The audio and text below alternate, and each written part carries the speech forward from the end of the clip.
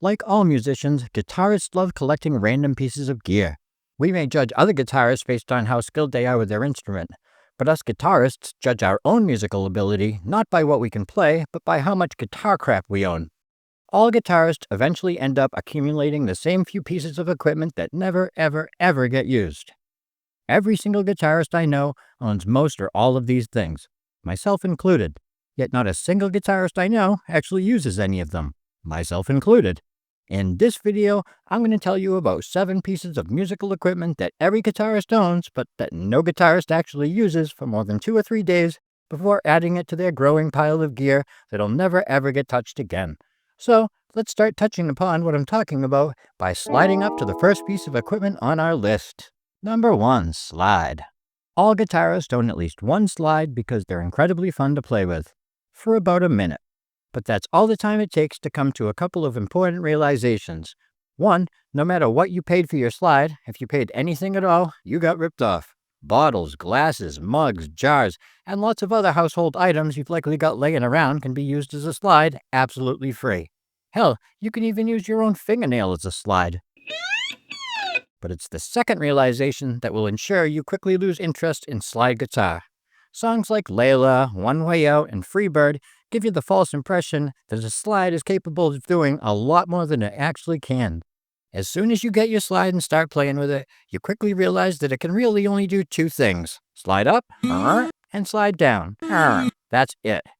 As you can imagine, slides get boring really quickly, which is why most guitarists slide theirs into a junk drawer after a couple of days, never to be used again. But here's a pro tip. Slip that slide into your guitar case. Granted, you'll never use it to make music, but when you snap a finger shredding too hard on stage, or maybe sprain your middle finger flipping off your drummer for fucking up the beat one too many times, that slide can be used as a splint to stabilize your busted finger. Number 2, capo. If you're a singer-songwriter, owning the capo makes sense. They allow you to quickly transpose songs to fit your vocal range better. But you're not a singer-songwriter. You're a guitarist. And as a guitarist, you've got absolutely no business owning one of these silly contraptions. Yet every guitarist I know has at least one capo. Whenever I ask a guitarist friend, "Dude, you're a highly skilled lead guitarist. Why the fuck do you own a capo? What could you possibly use it for?" I always get the same answer. I don't know, I just thought it was something I was supposed to have. Well, it's not. Maybe if a guitarist is trying to sing like Ray Capo, he might need to buy a capo.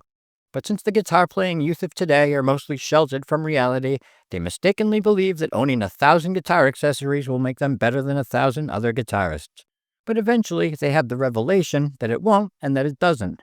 However, just like with guitar slides, capos might be useless when it comes to actually playing your instrument, but not in general. Depending on the type of capo, it can make a great chip clip for keeping your funions fresh, an excellent doorstop, or as a way to keep your sheet music from flying off the stand during windy outdoor gigs. You never know when a capo's going to come in handy. You do, however, know when it isn't, while playing the guitar. Number 3, music stand. You know how I mentioned using a capo to keep sheet music from flying off the stand in number 2? I was only speaking theoretically because guitarists don't read sheet music off music stands. If they read at all, it's guitar tabs off an iPhone in their lap. Yet most guitarists have a music stand lying around somewhere. Maybe in the attic, maybe in the basement.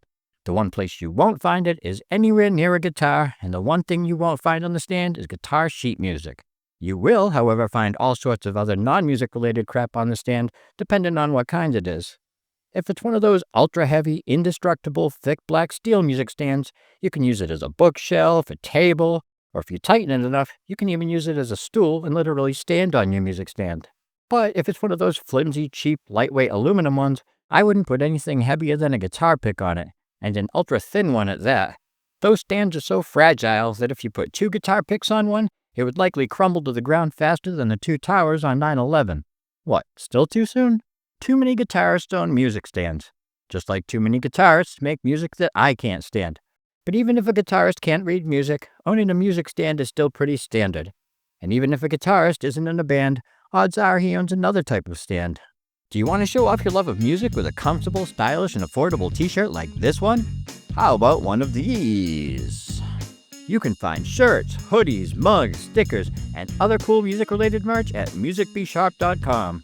Whether you're looking for a gift to give a music-loving friend or just want something for yourself to make that friend jealous, at MusicBSharp.com you'll find what you're looking for. Every single order helps to support this channel, so if you like these videos, head over there when you're done watching. MusicBSharp.com. Number 4. Guitar stand. Owning a guitar stand seems like it would be a good idea. What guitarist wouldn't want a dedicated, custom-made place to put their beloved instrument? So guitarists invest in an expensive guitar stand thinking it will be a special place for their instrument to rest while not being played. That is, until the guitarist realizes that he has 100 perfectly good guitar stands around the house already. Every corner, every wall, every chair, and every table is also a perfectly good guitar stand. One that doesn't take up any additional space and won't cost a penny. That's one of the great things about the guitar. It's lightweight and you can lean or lay it down anywhere. No guitar stand required. Hell, you could even use a music stand as a guitar stand. You could use an amplifier, a refrigerator, pretty much anything. Yet you bought a guitar stand because a friend convinced you it's a necessary piece of gear, even though you've never seen a guitar sitting on his stand since he bought the thing. And within a couple of weeks of buying one, you'll never see one sitting on yours either. You go back to just leaning your guitar against your amp after playing like you've always done.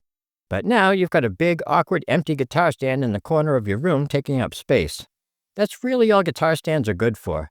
If you want some place to store your guitar that won't protect it from the elements like a case or a gig bag, but will take up much more space than simply placing it on the floor and leaning it against the wall, a guitar stand is perfect.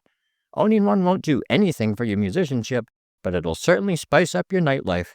Because every time you get up to pee at like 2 a.m., it'll be a real adventure trying to get to the bathroom and back in the dark without tripping over your big, clumsy, unused guitar stand. Number 5.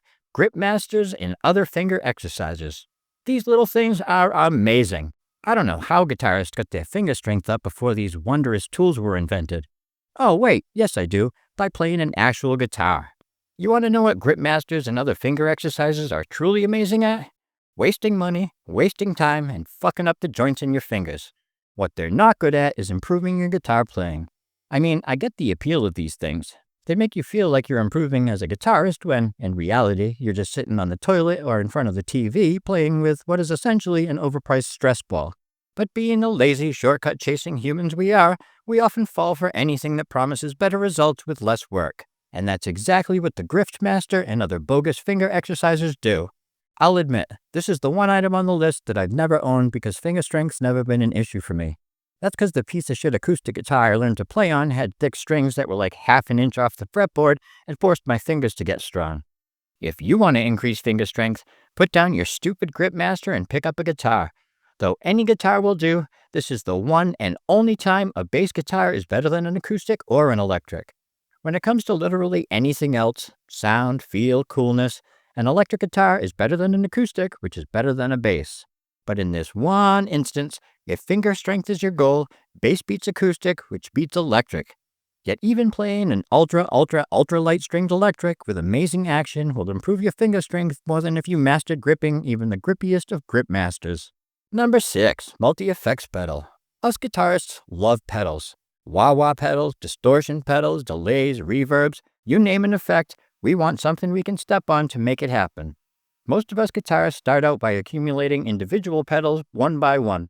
Maybe a Crybaby first, then a Boss DS1, but eventually we realize that multi-effects pedals are a thing and rush out to buy one. I mean, what guitarist wouldn't want a single pedal that can do more than all their others combined? As it turns out, most guitarists, including this one. Now, the idea of a multi-effects pedal sounds good, but when you finally get one, good luck figuring out how to use it. Up until now, your most complicated pedal had 3 knobs, 0 presets, and a 4-page user manual. Your new multi-effects pedal has 17 knobs, 999 presets, more menus than a restaurant, and a user manual that's over 600 pages long. After skimming the first 2 pages, you feel like you've got it all totally figured out, and you plug in your new multi-effects pedal so you can start experimenting with the endless sound possibilities it has to offer.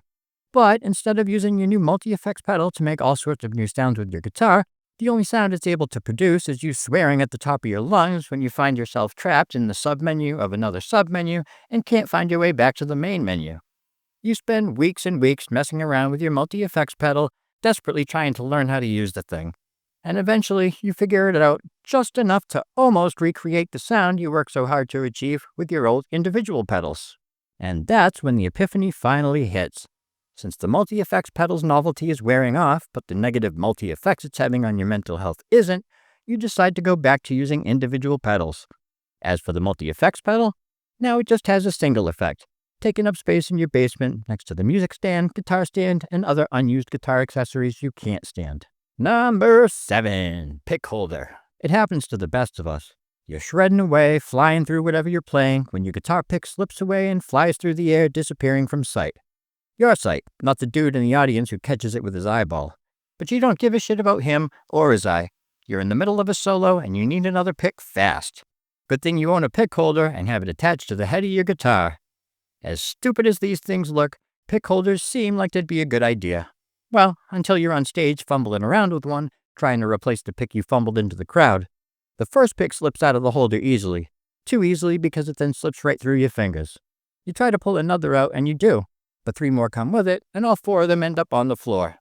With just 1 pick left in the holder, you slowly, carefully pull it out and get it into your picking hand with just enough time to play the last chord of the song. If only you'd spent as much time practicing the unmasterable art of removing picks from holders as you did practicing the song's guitar solo, you might have actually been able to perform the thing. I gotta give credit to the guy who invented pick holders. Literally everything is a pick holder. That table right there? Pick holder. Top of your amp? Pick holder. You got pockets? You got pick holders. When you realize that everything is a pick holder, you also realize that you wasted money on yet another useless piece of guitar gear. And when you figure out that it's infinitely easier to get a pick out of a pocket or off the top of an amp than it is to wiggle and jiggle one out of a pick holder, it becomes yet another dust holder in your basement, along with all the other stuff you never use. Us guitarists sure love acquiring gear that gets used maybe once or twice, then never sees the light of day again. The same can also be said of bassists, drummers, and pretty much all other musicians. But fuck them, we're talking about guitarists. Whether you've been playing the guitar for 60 seconds or 60 years, I guarantee you've got a list of at least 60 unnecessary accessories you'd like to buy. I've only listed 7 in this video, but I could easily list 7 more, and I will at some point, so don't get mad if I didn't mention the metronome you never use, or the fretboard oil the guy at Guitar Center convinced you to buy 5 years ago that you still haven't used once. Eventually I'll make a part 2, and talk about even more useless crap us guitarists feel the need to accumulate but never actually use. But now, I want to hear about some of the ridiculous guitar gear you own but never use. I guarantee you've got some interesting answers, so don't hold back. Tell me in the comments.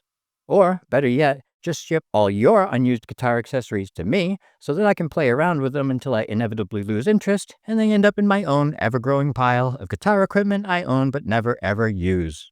You're so annoying.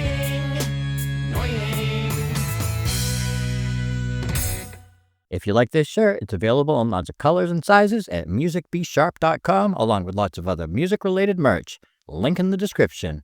And if you're a fan of metal and punk with just a little hint of funk, check out my 100% DIY album, Denialism. Several people have said it reminds them of a cross between System of a Down and early Rage Against the Machine. So if that sounds like something you'd like, click that link in the description, or search for this dude on Spotify, YouTube, or wherever else you listen to music.